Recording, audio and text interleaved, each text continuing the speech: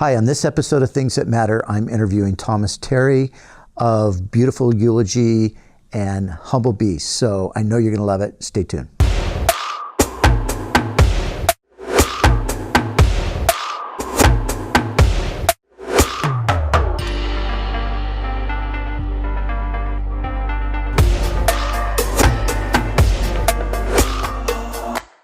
Hi, and welcome to this episode of Things That Matter. I'm your host, Brian Brodersen. Great to have you with us today. And I have in the studio Thomas Terry. Thomas is many things. Thomas is a teaching pastor at Trinity Church in Portland, Oregon. He is one of the members of the Beautiful Eulogy, which we'll tell you more about in a moment. Some of you might already know. And you're also the executive director of Humble Beast Records. Yeah. Right? Yep. Did I leave out anything? No. I mean, a husband and husband father. And a father. Yeah, okay. yeah. Very important Yes. things. Most important. Yeah. Thomas, thanks so much for being on the program today. Thank you for having me. It's an honor. Yeah, so. Great. So I want to have a conversation with you about kind of all the things that we just mentioned, in the introduction here. But let's start with your story, Sure. just so the audience can know a little bit about you personally. Yeah. So I was raised in a pretty broken home. Mm-hmm. My family lived in Chicago. I was kind of born and raised in Chicago. Okay. Was raised with a very abusive father, both kind of physically, emotionally, and verbally. He's just kind of an all-around bad guy. By the time I was 8 years old, my real dad was shot and killed, given his lifestyle. And so some years later, my mother remarried, and the kind of same cycle of abuse continued. It was shortly after my mom remarried this man that we moved to Los Angeles, or Orange County, I think is where we moved originally. And so that kind of pattern in my life of kind of like father figure skating, kind of dancing around looking for affirmation, looking for, affection from a father. So those kind of fatherly wounds had really impacted me at a young age. Yeah. And so as a result, I began to vent and emote some of my emotions and feelings in music. And I found a place of solidarity among a bunch of other creatives who were also wrestling with very similar tendencies and issues. And so, I kind of just kind of came up in a hip-hop context, and in a sense, hip-hop was like a father figure to me. I mean, I learned about love and ethics and politics and friendship all through the grid of hip-hop. It kind of shaped my worldview. And so around the age of 18, so I'm not a Christian, obviously, heavily influenced by hip-hop culture, kind of only white kid in a culture of a whole gang of colored folks. So you have, Blacks and Hispanics that are helping me to think through these issues that they themselves were wrestling with. But around the time I turned 18, there was a friend of my mom's. Her name was Elaine. She was a lot older than I was. She happened to be a Christian. So nobody in my family was a Christian, but Elaine happened to be a Christian, and she could quickly identify that I was, in a sense, a wounded kid, wrestling with identity and struggling with just life.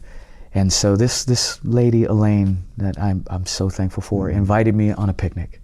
Now, under normal circumstances, I would just be like, nah, why would I go on a picnic with you? But I just felt compelled by her kindness to me. Yeah. So she took me out on a picnic and prepared this little lunch for us. Wow. And it was at this picnic where she began to share with me the love of the Father and sending Jesus Christ to pay the penalty for my sin. Wow. And I knew I was a sinner. Yeah. I mean, I wasn't one of these people who was delusional about that reality. I was well acquainted with my sin. Yeah. I enjoyed my sin and was just immersed in it. But her beautiful picture of this father who cared enough for me to send his son to lay his life down for me to cover the consequence of sin, was compelling enough for me to begin going to church with her. Wow. And after some time sitting in her church, I began to, little by little, trust. And then eventually gave my life to Jesus, surrendered as much as I knew how to surrender, without having a context or a framework for what it means to be a Christian. I knew this much. I love this Jesus who gave his life for me. And so there began this long process of, navigating brokenness and, trying to figure out what it means to be a Christian. It was a long season of my life where I wasn't really quite discipled in the context that I was saved in. I was saved nonetheless, but I wasn't discipled. All the while still exploring music and still doing hip hop, and found that hip hop began to be for me a great vehicle to engage a culture that I had a heart for, that I was connected to. Hip hop was the language that we used to express ourselves and to put on display our worldviews. And so as my biblical world and life view was becoming reshaped and matured and developed, so my artistry began to change and be reframed and developed. And so I began to use this gift that God had given me initially as a means to express frustration and essentially journal.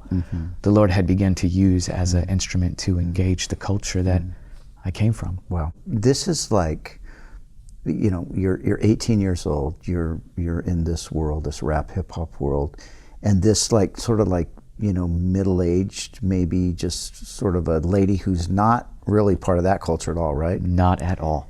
And she just has a heart for you. She reaches out. I mean, how many people would say, if you want to reach an 18-year-old hip hop guy, send a middle-aged lady to him? But it just shows you that sometimes the things that we're thinking are issues with people, maybe they're a little bit different. Because your issue obviously was love and identity. Yeah. And she was reaching out in love. Indeed. And that was the impact, right? Yeah. I mean, it just goes to show you the unorthodox means that God uses to. I love that. I mean, so we focus on all these things we got to be culturally relevant. We got to know, and all those things are good things. Yeah. But God tends to use these most crazy things. Yeah. She probably wasn't really cool or anything. No, I mean, I think she was cool. Yeah, but humanly speaking, and other folks would look at her and be like, "Oh, really?" But that just goes to show you that for a person to just step out, and be bold and trust Jesus and fulfill the command. It's a command to fulfill the Great Commission. She did it, and she did it with love in her heart, with just a willingness to say, I'm just going to be obedient. Just out of curiosity, is she still around? She is. Is she really? She is. In fact, it's so amazing. A few years, maybe a year ago, Beautiful Eulogy just happened to be doing a show in a Calvary Chapel in Huntington Beach, and she showed up, and I hadn't seen her in years, and my heart was just full. Yeah. Wow. So Beautiful Eulogy, let's talk about that for a minute. And I just want to tell the audience. So I listen to this podcast. A friend of mine in Scotland does a podcast, and I really enjoy it. And he has this song, and I'm hearing this song every time, and he plays it at the end of his podcast especially, and it's talking about, living in a culture that hates us, and, we're going to die, trying to get the gospel to them. And I'm always like, man, this is such a heavy song. Who wrote this song? And I finally found out, probably a year ago, that it was a Beautiful Eulogy song. I was like, oh my gosh, those are the guys. And then you guys were here with Rethink. You were doing something. So I remember that's the guys. And now you're sitting here. So talk about Beautiful Eulogy. Yeah, well, Beautiful Eulogy is myself and Brian, known as Braille, and Cortland Urbano, we're this hip hop trio. And all three of us deeply embedded in hip hop culture. Mm-hmm. And in the beginning, the way that we expressed that was what you might call backpack rappers. Mm-hmm. So really punchline rappers, kind of more on the highbrow creative side of hip hop. But we all found ourselves sitting in the same church. Braille was one of the first guys that I had begun to disciple. Cortland Urbano was one of the guys that I had started to disciple, and we were all sitting in our local church, sitting under the same preaching, being poured into by the word and by people in our community. And our hearts began to change in terms of how we wanted to express our artistry. Mm-hmm. We had come from a context where everything was about battle rapping, everything was about punchline rapping and about skill, and I think our hearts were beginning to bend more towards worship. Mm-hmm. And so Beautiful Eulogy began to provide for us a space as a collective to where we could create worship music in a very masculine medium. Mm-hmm. Now, this is not to the exclusion of women, but we could see from our vantage point that the culture, in the culture that we live in, men have a really hard time engaging with worship, because a lot of it is catered towards, women. And so hip hop is, very masculine in a way. Hip hop is just a very masculine art form. And so we decided we would take a lot of the elements of hip hop that are very masculine and infuse in this music a very worshipful, God-focused, God-centered, biblically centered, theologically robust content, so that we can engage culture of men who are, by and large, missing that. Mm-hmm. Now, it has benefited women, and that's all right. That's great. That's sure. That's a byproduct of it. But I think our initial aim was, how can we reach these hip hop kids, these hip hop folks who are very masculine, and really are uncomfortable because they come from a very urban and street context. Mm-hmm. How can we engage with them with beautiful music, but theologically robust and Christocentric? And the name Beautiful Eulogy is really like when you think about a eulogy, you think about coming together and talking about or praising the one who died. And so Beautiful Eulogy is the beautiful praise of the one who died and who was raised from the grave. Yeah, that's great. That's a great name. So you're currently you're not so much out touring and doing that. You guys are still, you could probably pull it together and go out and do a gig. But. So we decided, we've been traveling and making music over the last 7 years. Mm-hmm. And we've loved what opportunities God has opened up for us. Mm-hmm. We've felt like God has used it in a way to impact the global church, and it's been very useful. Mm-hmm. But the more and more we've served our local community and our local church, we felt deeper, richer, more affection for the people in our local church. Mm-hmm. And so while we still see it as a benefit to create music, as a great utility for the church, we really want to be connected to the people in our local church for the next 30 years, 40 years, however much time we have left. I want to be there for the people that God has entrusted to me, be there for them when they're in the hospital, be there to celebrate when they have kids, be there to share meals with them. And I think the best thing that we can do in terms of discipleship is to be present in their lives, deeper discipleship, rather than just this proclamation ministry that travels and we proclaim the gospel and then we move on. We see fruit in that. We definitely see fruit in that. But I think in this season of life, we see greater fruit with deeper discipleship. And so we're at a conference here. You're part of the conference, and you preached this morning. And to tell you the truth, I didn't really know what to expect, but I got to say, I was just absolutely impressed with your preaching. It was just solid biblical exposition that just really spoke, you spoke to everybody in the room. And did you see this in your future? Was this something like, I'm going to be a Bible, you're a teaching pastor at your church, and you're talking right now about pastoral ministry, investing in people's lives. Did you see that coming? No, Yeah. not at all.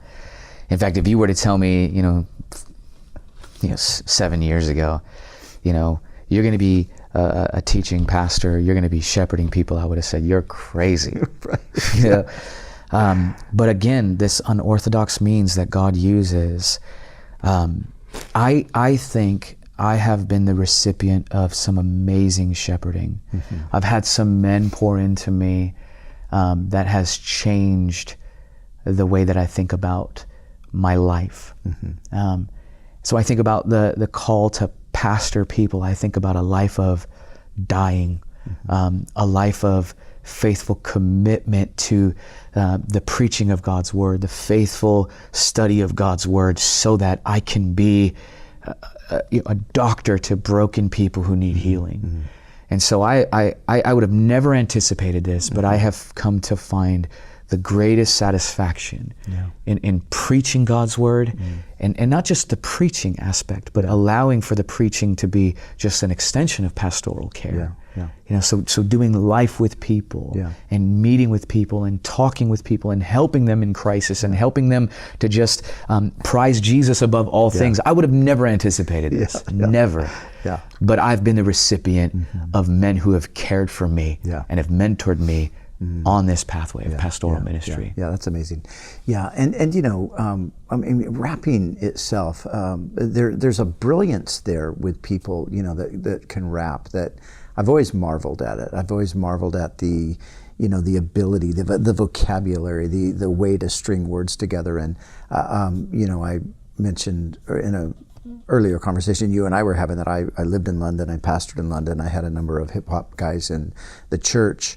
And I always marveled. We would do a lot of street outreach, and man, those guys hit the streets, and it was an automatic audience right there, because they were really, really excellent at what they did. But every time I would listen to them, I think, man, these guys can preach. They were preaching the gospel, but I thought, these guys could lead a church. So actually, before I left London to come back to the States, I just said, hey, guess what, guys? I'm leaving, and you're going out. We're going to send you out. So we sent them out. They planted a church, and a couple churches came out of it. But it's great to see how God has taken that passion and He's funneling it in these different directions. So just, today, I want to talk about this for a second. What you talked about today, you're talking about the artist and the, kind of the role of the artist in the church, in a sense, in gospel. But you also talked about kind of the role of the artist in the culture today, which is not necessarily all that healthy because of the lens through which they're bringing their art to the world. So just touch on that a little bit. Yeah, well, it seems to me, and I don't know how long this will last, but it seems to me that creativity is the means by which the culture grows. So creatives have the ability right now to shape and influence culture. They are the greatest influencers today. And so that is in many ways great, and in many ways exceedingly dangerous, right? And so one of the problems that I've seen as I've traveled the country is kind of what I talked about this morning. It's the exaltation of the artist, the creative being put in the same place as the clergy. And I think that is problematic on many fronts. And so largely because the creative doesn't, the underdeveloped creative, the spiritually immature creative has a big platform, a massive platform, and just by virtue of his art is contributing to the shaping of culture. Now that's like a loaded gun. That's a loaded gun, incredibly dangerous. And so my aim and my hope for the church right now is that we embrace creatives love creatives and take the necessary time to shepherd them well, to help frame their worldview, give them a biblical worldview, give them a passion and a burden for God's word, for God's church, give them a posture that is more oriented around serving God's people rather than serving themselves artistically. Yeah. And I think, imagine if this happens. Yeah. Imagine if we begin to invest in creatives and we pour into them. We are essentially depositing in them the necessary power of the gospel to use their platforms that is inherent to creativity, at least today, to have massive impact in the culture. Yeah. And so that is something that I think more churches, more pastors need to be thinking critically about. Yeah. And it really, in some ways, I mean, kind of maybe oversimplification, but it kind of comes down to that issue of gifting and character. And sometimes, because the gifting can be so attractive, we just gravitate toward it and we automatically elevate it, and we don't have the time to wait for the character development because we got to get this gifting out there. And you know, that happens in that happens in preaching as well. Oh, you get a gifted preacher, and you know, maybe his life's not quite together, but that guy can preach. We got to get him up there. That can be super dangerous for somebody. So the character development, which takes time and investment, and so gifting is always more visible. You know, people can lock really quickly to gifting. Character, there's a long haul to that. It takes time to understand this person's character. And for many decades, we have been involved here with Calvary Chapel with music ministry back into the 70s, and tons of artists have come through over the years, and you see these guys that are just unbelievably talented. And they get a little bit of a grounding, but then because they wouldn't stick with their own personal development as a believer, they have a season where everything seems so good, and then it's just like everybody crashes and burns. Marriages fall apart and kids go south, and man, I've seen the downside of that. See it all the time. Yeah. So Humble Beast, that brings us to Humble Beast. Your record label, you started this, you're the guy who runs it and everything. And it sounds to me like part of your vision for Humble Beast is the very thing you just described, right? Taking the gift, but making sure you've got the strong discipleship that's going to allow the gift to really be impactful. Absolutely. That's essentially, that's in a nutshell. It's this taking creativity, taking these creative people that God has gifted. You talk about people like Jackie Hill Perry and Sho Baraka and Propaganda and Citizens. You just have all these guys and girl that are tremendously gifted. But what's more powerful than their giftedness is the Lord's work in their life, their character, the things that they have to say, the things that are going on internally that are compelling them, that are pushing them and motivating them to tell people about the love of Jesus. And in my mind, I want more of that. And so Humble Beast really exists to help engage the culture with the beautiful message of the gospel through this artistic medium. And that is what happens when you invest in creatives that have a solid biblical framework, that move with the beauty of the gospel and put it on display in the most compelling and creative way. Look, that's just, so I'm constantly in awe of what God is doing and has done through Humble Beast. A bunch of hip hoppers. What the world looks at as something so just ridiculous. They do rap music. But God is using it in a very powerful way, and to Him be the glory for that. My grandson, he's 17 years old, and he lives in New York City. He attends school in the city, and he's probably one of the just a handful of white kids actually in his school. So he's very influenced by hip hop. He loves everything. And so, people like Jackie Hill Perry and others, it's been a blessing, because obviously there's the whole other world of rap and hip hop that you really don't want it influencing your grandkid. I don't anyway. Yes, I understand. So I'm so thankful for those names that you mentioned. And I'll just mention, Jackie Hill Perry, she is, I just marvel at this young lady. And the thing that is a little bit perplexing to me is like, she just turned 29, and I'm thinking, okay, how did this girl who just turned 29, how did she get so filled with wisdom? And I've listened to a couple of her teachings, you know, and she's an amazing Bible teacher. She's an amazing preacher. And man, I'm so thankful for her voice out there, you know, and as I've already told you, I'm looking forward to meeting her in the future. I'll introduce you. Yeah, good. So maybe we can have some collaboration together. But so how do you go about, so, okay, this is what you're doing, but we're talking to an audience out here, and maybe there's somebody that's listening that has creatives in their life and they have a position of influence. How do they best use that position? Well, I would say it first starts with being intentionally engaging. So if you're a pastor and you see creatives in your congregation that are gifted and that have influence, I would begin to spend a lot of time with them. You know, the thing about spiritual maturity is that it's more often than not caught, not taught. Yeah, right? So you begin to do life with these people. You invite them in very intimate and personal ways into your life. Come and spend time with my family.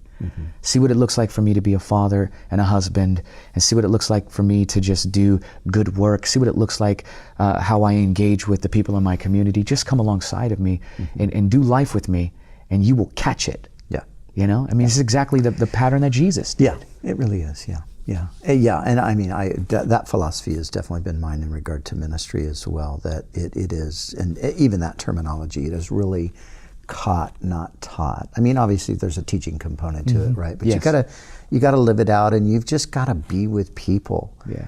And, you know, people have often asked me, you know, hey, you know, could you disciple me? And I say, you know, well, it depends on what you mean by that, you know. If you mean by that, could we sit down and you could take me through a course on discipleship? No, I can't do that. Yes, I'm just not good at that. These methods don't always work But anyway.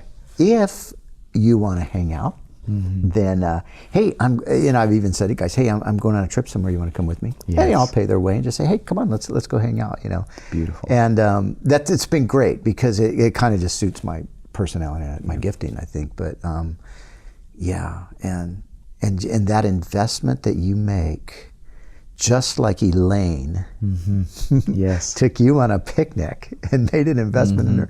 And you know, look, your fruit is now on her account too. What an amazing thing. Her faithfulness has been amazing. Yeah. I thank God for her. I do. Yeah. I still thank God for her. That's great. All right, so as we wrap things up, just anything you want to say, like, hey, there's an audience out here.